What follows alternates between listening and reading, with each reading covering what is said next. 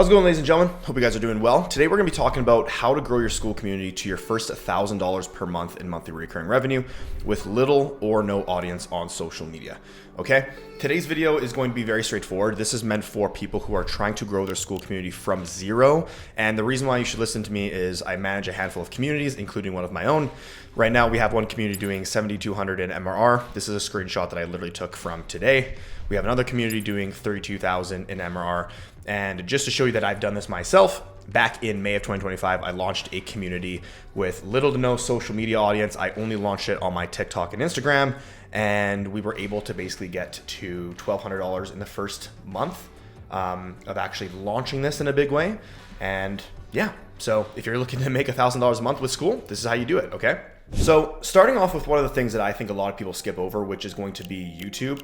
YouTube attracts an audience that is highly engaged, and they're coming to you because they trust you. If you ever have someone subscribe to your YouTube channel, it's mainly because they trust you and they see you as an authority in the industry that they're trying to learn from. So what I would recommend is start a YouTube channel right now and consistently post once per week. One post per week is enough to allow you to get consistent with making content on YouTube, and it'll show the YouTube algorithm that you are trying to be consistent. Especially after about 3 to 4 months, you'll start to notice that your views pick up quite drastically.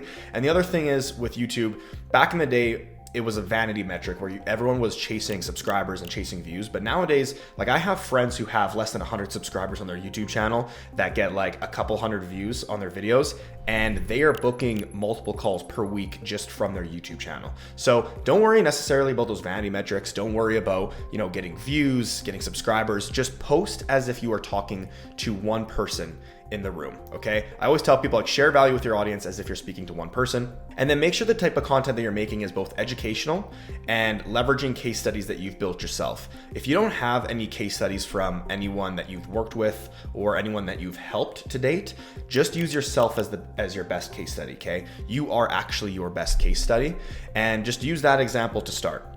Now, in addition to posting once per week on YouTube, you're also going to want to go live once a week on YouTube as well too. This allows you to engage with your YouTube audience, perform Q&As, and be able to just, make it seem like, obviously you're a genuine, real person, and it'll show them that you actually care by going live, okay? Now, don't expect a lot of people to show up on these live events at the start, but just try it. And if you're going live consistently, more and more people will begin to show up, all right?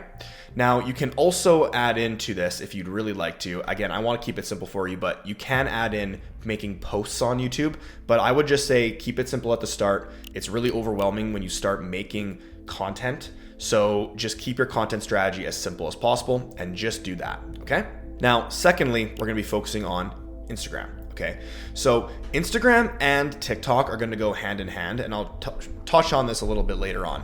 But with Instagram, you're going to want to commit to 5 reels per week. Okay, those are going to be entertainment and value and education based. Okay, you need to keep your IG reels content simple to start with. I can't stress this enough. If you make your content overcomplicating, meaning you have to go and film a reel a day, and then you have to edit it yourself, and the type of content you're trying to make looks like, the people that you follow who have editing teams, right? So it's going to require a lot of time on your end to actually edit the content. This is going to overcomplicate the entire system, and you are inevitably going to fall off of being consistent with making content. So I can't stress this enough.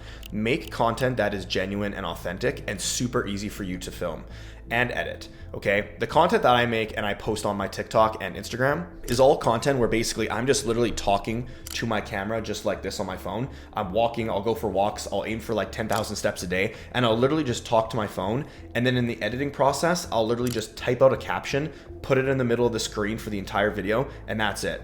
With that type of content style, I can literally go on a walk for about an hour, film 10 or 20 pieces of content, come back home, add a caption to every single one, and I have 20 pieces of content that I just filmed and edited in an hour, okay? So keep it extremely simple. I cannot stress this enough. The more complicated you make your editing and your filming, the easier it is going to be for you to fall off of being consistent with making content, okay?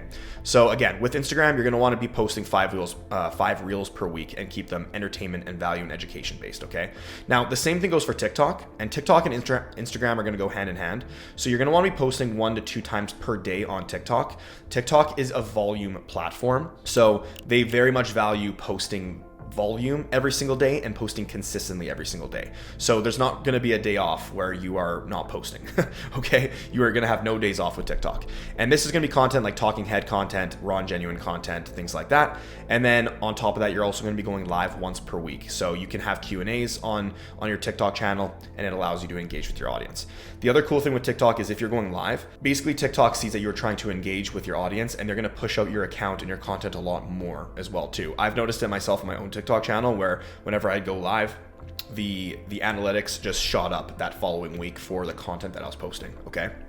Now, to save you a bunch of time, what I would actually recommend doing is going over and making your content first on TikTok. Allow this to be the place where you make your content first. Take that content, you can go on your computer and you can go to like a TikTok downloader website. I'll link something in the description below for you guys.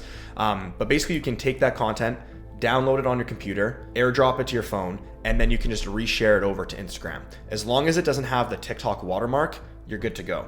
Okay. Now this will allow you to basically have your schedule be posting mainly on YouTube, where you're creating content, and then you're creating content on TikTok, and then you're just downloading all the content that you're making on TikTok and you're resharing it to Instagram. You don't even necessarily need to be creating content for Instagram and TikTok individually. You're just posting on TikTok and then downloading it and resharing it over to Instagram. Okay. That is going to be the easiest way for you to actually make your content, at least to start with.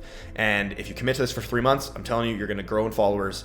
One of your videos is bound to go viral. It's bound to pop off, and you will see growth consistently on both your Instagram and your TikTok. Okay. The next step is obviously you want to be making this as efficient as possible. So I would highly recommend filming all of your content in one day.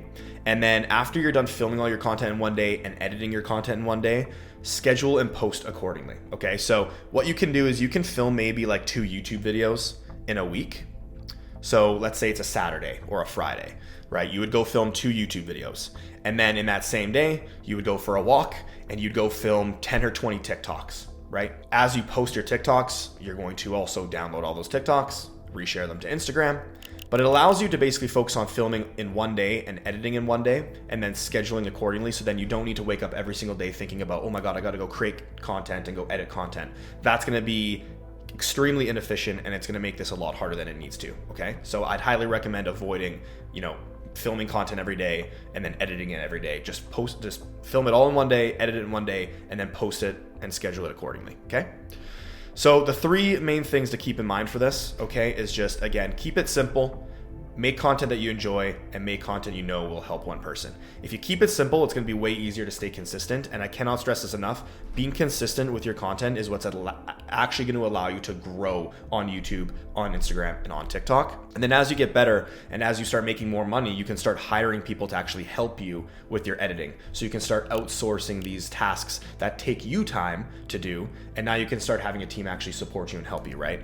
The ideal goal is to get to the place where you can pay a team to do everything, so that all you need to focus on is basically just filming the content and creating the content. And then the next step is just make content that you actually enjoy. I can't stress this enough as well too. Like if you are making content that is not enjoyable to make, you are going to fall off within the first few weeks. So you need to make content that you actually love doing. And then lastly, make content you know will help one person.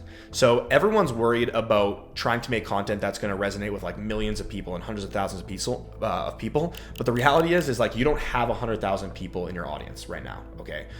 That many people aren't following you. They're not subscribed to you. So just make content as if you are talking to one person in the room. And I can guarantee you, if you make content like that, it's going to come off way more genuine. And then it's going to also allow you to build up that audience day over day, every single day, as long as you consistently post content. Okay? That is basically it, ladies and gentlemen. So if you go and follow this procedure, I can guarantee you that you will be able to grow your Skool community to $1,000 per month with little to no audience, no matter how big your audience is right now. Like if you have a couple thousand people who follow you or subscribe to you, or if you have no one, if you are starting from scratch and you finally realize you need to be jumping into the social media game to be able to grow your Skool community and to start your Skool community, if you follow this procedure, I'm telling you, it will work. Okay, so hope you guys enjoyed this. I'm posting weekly, so make sure if you got value from this video, like the video, comment your questions down below. I'm always trying to get back to every single comment that's in the questions below. And don't forget to subscribe to follow for more weekly content. All right, enjoy the rest of your guys' day, and I'll see you guys in the next one.